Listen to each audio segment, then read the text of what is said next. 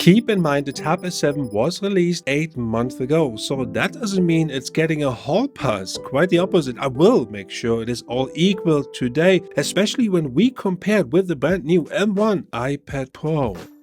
Both come with a charger and a cable in the box, and that's a good thing, although the Tab S7 has the S Pen included, which means you already save money whilst unboxing. Yes, money. What a segue. I have the 128GB SSD, 8GB of RAM version of the M1 iPad Pro, Wi-Fi only, in case you ask. That cost me €879.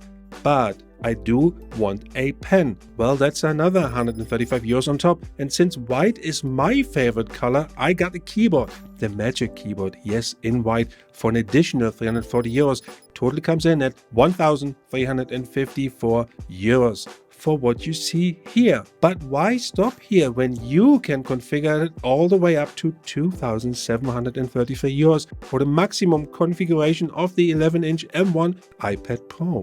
So the Tab S7, same configuration, cost me €619 with the pen included. Their keyboard cover doesn't come in white, but I still got it in black for €199, which totals at €818. So we already have a gap of €535 here, and I'm not judging. I'm just saying. So look, design-wise, both tablets are very similar, but due to the different aspect ratios, they have different measurements, and especially when it comes to height. Some people like to read comics and others like to watch movies. Both are different aspect ratio target groups, if you like. So you have to come to terms with your use case in order to choose.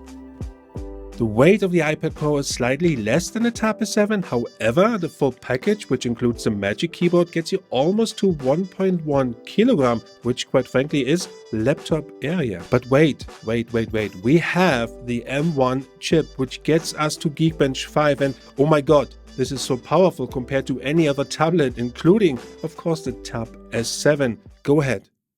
Yeah, please, go ahead. Ask me. Do not hesitate. Yeah, okay. I will repeat for everyone just in case you didn't get that. The question was, could you feel a difference in your day-to-day usage? Nope, I couldn't. But that's not to say that maybe Apple is planning the next big thing and we may see, for example, Final Cut Pro full version running on the M1 iPad Pro this summer. Otherwise, I really have no explanation for a 2TB storage version when everything is based in the cloud these days anyway. So going to regular tasks like Office, I could not feel or see a difference between the M1 iPad Pro and the Tab S7 when it comes to power. But what about camera? Especially everyone is raving about center stage. You are now looking at the Tab S7 at the selfie camera, basically the horizontal placement. I'm looking right into you guys. I can see you because that is the placement you would like to have, because you have your keyboard, you work on it, you have a video call, and voila, what does it sound and look like? Let me know. You are now looking at the M1 iPad Pro camera, and the weird thing is I'm looking completely in a different direction because the camera is over here.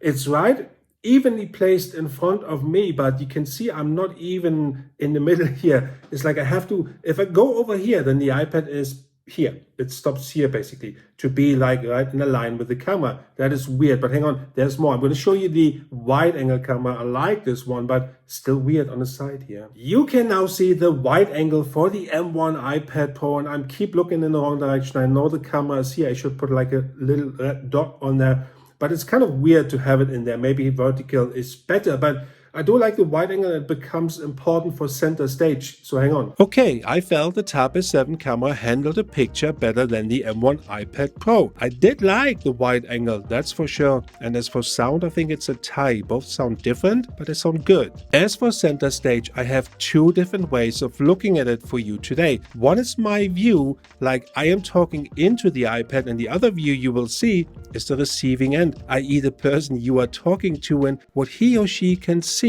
Okay, honestly, I do believe it is a smashing feature for either teaching or a casual video call. You can see me here standing in the kitchen and moving around to get some stuff, and I'm going to show this into the camera, and it works amazingly well. And Zoom has just announced that it will also support center stage. But I'm not trying to be the party pooper here, but for business, I don't think it will be useful. I sit every day, all day on video calls with many people, and nobody wants to see anyone else's business especially when you get up for a second or so to open a door to talk to your UPS guy. Nobody wants to see you in shorts. That's just out of the question. I will definitely try and feed that back to you guys. As for the display, probably one of my most disappointing results today, considering this is the newest iPad and it cost a lot of money. I felt the Tab S7 display was more vibrant at all times, even outside. Brightness level was equal, I would say, but the colors on the iPad was dull. The white was more crisp on the Tab S7, and I just felt the M1 iPad Pro's display, it kind of feels washed out. And I'm really sorry, but I'm not feeling it. I do recognize the bigger version has the new mini LED display, but still, come on, what are you doing, Apple?